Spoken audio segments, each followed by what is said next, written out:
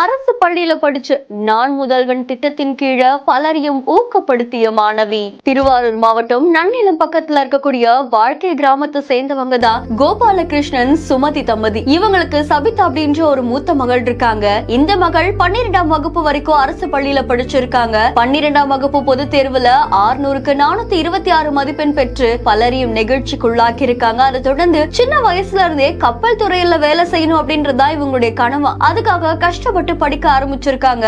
JE தேர்வுக்கு விண்ணப்பிச்ச அவங்க முதல் தேர்வுல வெற்றி பெற்றிருக்காங்க. அது தொடர்ந்து அட்வான்ஸ் தேர்வுல படிக்கிறதுக்கு நிறைய செலவாகுமா. இந்த நிலையில தான் அவங்க நான் முதல்வன் திட்டத்தின் கீழே ஈரோட்ல இருக்கக்கூடிய ஒரு தனியார் பயிற்சி மையத்துல சேர்ந்து ஜேஇ அட்வான்ஸ் தேர்வுல தமிழ்நாட்டுல 39வது இடத்தை பிடிச்சிருக்காங்க. பெற்றோர்களை பெருமைப்படுத்தினதோட படிச்ச பள்ளிக்கூடத்தையுமே இவங்க பெருமைப்படுத்தி இருக்காங்க.